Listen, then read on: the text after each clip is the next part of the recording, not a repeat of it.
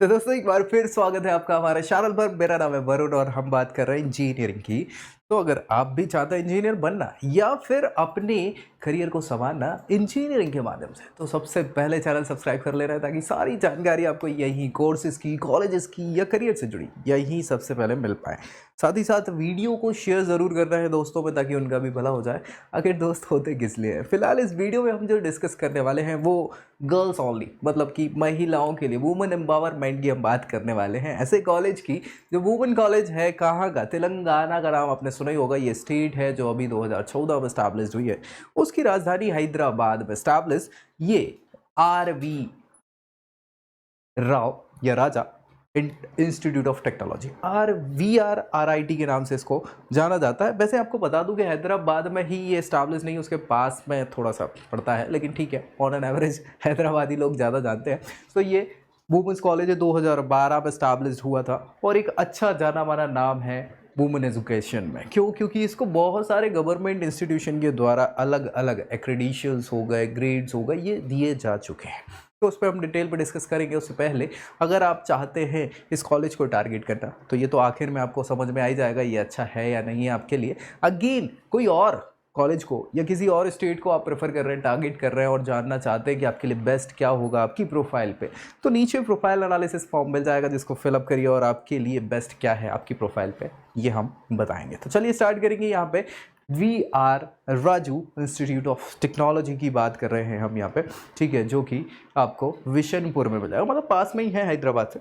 ठीक, सो ये university grant commission के द्वारा एफिलिएशन इनको दिया हुआ है ऑटोनॉमस का, यूनिवर्सिटी करी ऑटोनॉमस का प्राइवेट इंस्टीट्यूशन है और गर्ल्स कॉलेज है पूरा का पूरा, जिसमें 1997 में एस्टैब्लिशमेंट बोलते हैं। हालांकि ये दर्जा जो 2012 में मिला है ऑटोनॉमस का, तो ये कोर्सेस अपने हिसाब से अब चला सकते हैं या कुछ रूल्स एंड रेगुलेशन अपने हिसाब से बना सकते हैं, जो कि अच्छी चीज़ है। यहाँ पे इनको चाहे नेक की बात कर लें तो A ग्रेड दिया हुआ है, साथ ही साथ NIRF की रैंकिंग में इंजीनियरिंग इंस्टीट्यूट्स में अच्छा नाम है, 147th रैंक मिली है। तो ये सारी चीज़ें जो हैं इनके अच्छे होने का प्रमाण बताती हैं। बाकी चीज़ें देखो, सच्चाई बता दो, प्राइवेट इंस्टीट्यूशन से बहुत सारे अलग अलग एफिलिएशन हो गए, रैंकिंग हो गई, ग्रेड्स हो गए, ये मिल जाते हैं कहीं भी, लेकिन गवर्नमेंट इंस्टीट्यूशन हर किसी को ये चीज़ें नहीं देता, तो अपने आप में ये बड़ी चीज़ हो जाती है। ये ओवरव्यू देखें अगर हम, तो हमें सारी चीज़ें यहाँ पे दिख रही है जो मैं आपको बता ही चुका हूँ पहले ही, सारी की सारी चीज़ें। और ज़्यादा जानकारी के लिए ऑफिशियल वेबसाइट आप विजिट कर सकते हैं जो कि VVRIT hyderabad.edu.in है, जिसमें सारी जानकारी पर्टिकुलर इंस्टीट्यूशन की आपको मिल जाएगी। ठीक है, यहाँ आगे हम बात करें क्या क्या स्पेशलाइजेशंस आपको प्रोवाइड कराई जाती हैं अगर आप यहाँ एडमिशन लेना चाह रहे हैं। तो ये सारी की सारी स्ट्रीम्स हैं इंजीनियरिंग की जो यहाँ बच्चे प्रेफर कर सकते हैं। बायोमेडिकल हो गया, केमिकल हो गया, कंप्यूटर साइंस इंजीनियरिंग, IT हो गया, EC हो गया, EE हो गया, मैकेनिकल इंजीनियरिंग, सिविल, फार्मास्यूटिकल। ये एक अच्छा ऑप्शन हो सकता है अगर आप एक्सचेंज करना चाहते हैं इंजीनियरिंग और मेडिकल फील्ड में जाना चाहते हैं और कंफ्यूज हैं तो ये ज़रूर ले सकते हैं।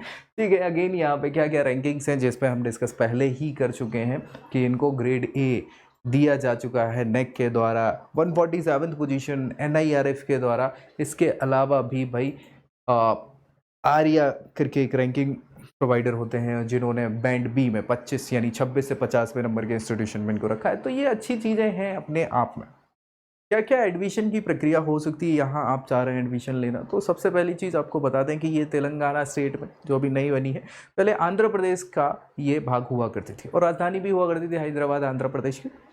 तो वहाँ पे एक कॉमन एंट्रेंस एग्जामिनेशन होता है जिसमें सारे पार्टिसिपेशन होते हैं, चाहे इंजीनियरिंग हो, एग्रीकल्चर हो, मेडिकल हो, सारे बच्चों का एक ही कॉमन एंट्रेंस होता है। उसके बेसिस पे अलग अलग इंस्टीट्यूशंस में बच्चों को एडमिशन दिया जाता है। तो वो आंध्र प्रदेश का हुआ करता था, अब तेलंगाना बन गया है, तो दोनों में वो होते हैं अलग अलग नाम से। तो TSEAM-CET के नाम से ये एडमिशन काउंसलिंग और एडमिशन प्रक्रिया होती है, सारा एग्ज़ाम होता है।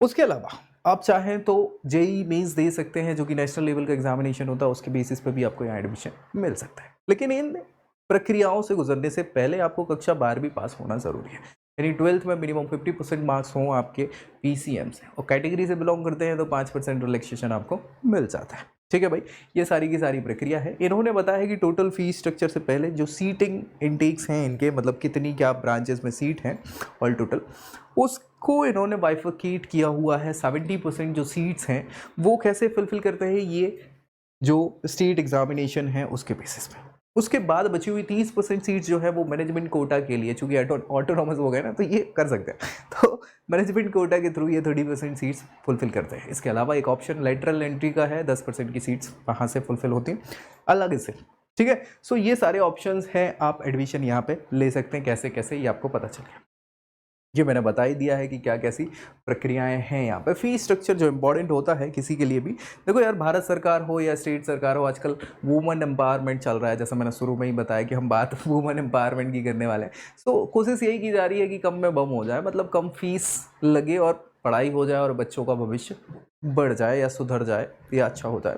सो यहाँ पे फीस आप देखेंगे ऑन एन एवरेज 1 लाख रुपए के अराउंड ही फीस है 1 साल की, तो 4 साल का कोर्स है, 4 लाख के अराउंड 4,12,000 रुपये करीब फीस हो जाती है गर्ल्स पार्टिसिपेंट्स की। सारा कॉलेज ही गर्ल्स कॉलेज है।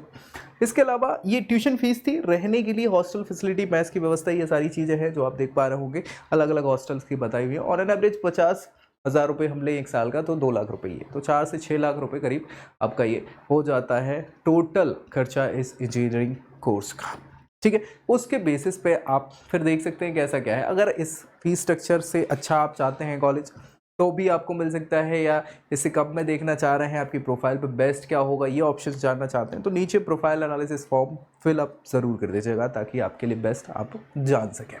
ये यहाँ कट ऑफ रैंकिंग बताई हुई है टीएस, वो तो तेलंगाना स्टेट की जो सीटी है उसकी कट ऑफ रैंकिंग के बेसिस पे आपको किस पोजीशन पे, किस कैटेगरी में, कौन सी ब्रांचेस कैसे मिल सकती हैं, ये ज़रूर देख लीजिएगा, स्क्रीनशॉट ले लीजिएगा ताकि आपको एक प्रेफरेंस मिल जाए, सारी चीज़ें रेफरेंस के हिसाब से। बढ़िया। प्लेसमेंट हाइलाइट्स, प्लेसमेंट इंपॉर्टेंट इसलिए है कि 4 साल भी हम इन्वेस्ट कर रहे हैं, अपना टाइम तो दे ही रहे हैं, साथ ही साथ पैसा तो दे रहे हैं, वो अलग चीज़ है।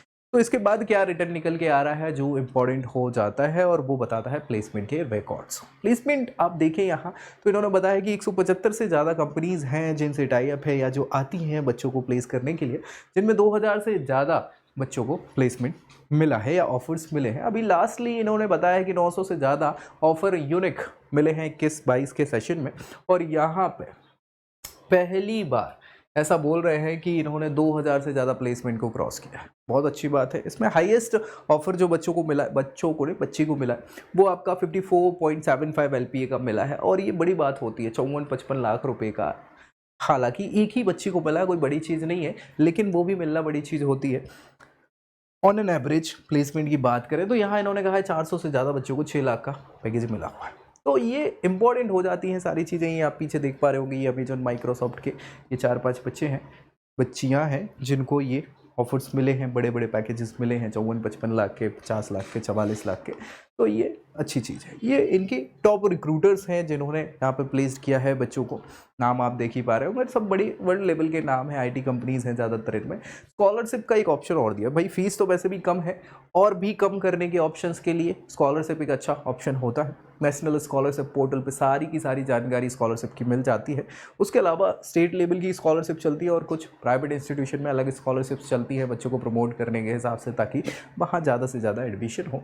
सो स्कॉलरशिप में यहाँ आप देखेंगे तो प्रगति स्कॉलरशिप स्कीम चलती है, टेक्निकल डिग्री वाली, सक्षम स्कॉलरशिप चलती है, और भाई जो कि स्पेशली एबल्ड कैंडिडेट्स होते हैं उन सभी के लिए। तो डिपेंड करता है आप किस कैटेगरी से बिलोंग कर रहे हैं। कुछ नीड बेस्ड होती हैं, कुछ मेरिट बेस्ड स्कॉलरशिप भी पाई जाती हैं, तो वो ज़रूर एक बार चेक कर लीजिएगा, एडमिशन लेने से पहले चर्चा कर लीजिएगा। हाँ, तो वो सारी चीज़ें क्लियर रहें आपकी। फैसिलिटीज़ जो प्रोवाइड की जाती हैं वो एक बेसिक फैसिलिटीज़ ही हैं, ये सारी इतनी तमाम जो है हर इंस्टीट्यूशन में मिल जाती हैं। हॉस्टल्स की फैसिलिटी है ही गर्ल्स स्टूडेंट के लिए, library, sports facility, gymnasium, transportation, cafeteria, auditorium, medical की क्लिनिक है, simple hospital facility, IT infrastructure, laboratories, guest room, ये सारी तमाम बेसिक फैसिलिटी हैं जो हर एक इंस्टीट्यूशन में होना अनिवार्य है। सच्चाई यही है, नहीं तो एक इंस्टीट्यूशन अच्छे इंस्टीट्यूशन में तब्दील नहीं हो सकता। और जब ये रैंकिंग्स वगैरह हमने देखी हैं तो इन सारी चीज़ों को देखा जाता है उसमें, ठीक है। इसके बेसिस पे आपको ये सारी चीज़ें प्रोवाइड की जाती हैं। तो भाई अब आपको यहाँ तक हम लेके आए हैं, सारी बेसिक चीज़ों पे हमने डिस्कस किया जो किसी भी इंस्टीट्यूशन के लिए ज़रूरी होती हैं, चाहे वहाँ फीस स्ट्रक्चर हो, चाहे वहाँ पे प्लेसमेंट के रिकॉर्ड्स हो, क्या कैसी फैसिलिटीज़ हैं, ये सारी चीज़ें हमने डिस्कस करी हैं। और उसके बाद अब आप इस निर्णय को लेने लायक हो चुके हैं कि आपके लिए क्या ये बेस्ट होगा या नहीं होगा, ये तो आप पे ही छोड़ देता हूँ। अगर और कुछ अच्छा आप तलाश रहे हैं या कोई और ऑप्शंस देख रहे हैं आपके लिए जो बेस्ट हो आपकी प्रोफाइल पे, तो नीचे फॉर्म मिल जाएगा जिसको फिलअप करिए और आपकी प्रोफाइल पे बेस्ट हम बताएंगे। फिलहाल ये कुछ क्लब्स हैं जो बच्चे पार्टिसिपेट्स करते हैं ताकि देखो जो हॉबीज़ हैं उनको निखार के लाया जा सके। केवल एक पढ़ाई नहीं होता, कोई भी कॉलेज या कोई भी इंस्टीट्यूशन चाहता है कि ओवरऑल डेवलपमेंट हो बच्चे का, तो ओवरऑल डेवलपमेंट के लिए कुछ क्लब्स हो जाते हैं, कुछ सोसाइटीज़ होती हैं जो बच्चों को मदद करती हैं और बाकी एक्स्ट्रा करिकुलर एक्टिविटीज़ के साथ। तो ये सारे नाम आप देख पाएंगे, मेराकी हो गया, बाल मैगजीन हो गया, कल्चरल क्लब्स हैं, स्पोर्ट्स क्लब्स हैं, ये सारी चीज़ें उनके ओवरऑल डेवलपमेंट के लिए ही स्टार्ट की गई। तो ये सारी चीज़ों के बाद आप समझ गए हैं आपके लिए क्या बेस्ट हो सकता है या नहीं हो सकता है। अब भाई इस इंस्टीट्यूशन की बात इतनी काफ़ी है, तो अगली वीडियो में अगली जानकारी के साथ मिलेंगे, तब तक के लिए जय Hind. I hope you like this video. For more such videos, keep watching our channel and do not forget to like, share and subscribe.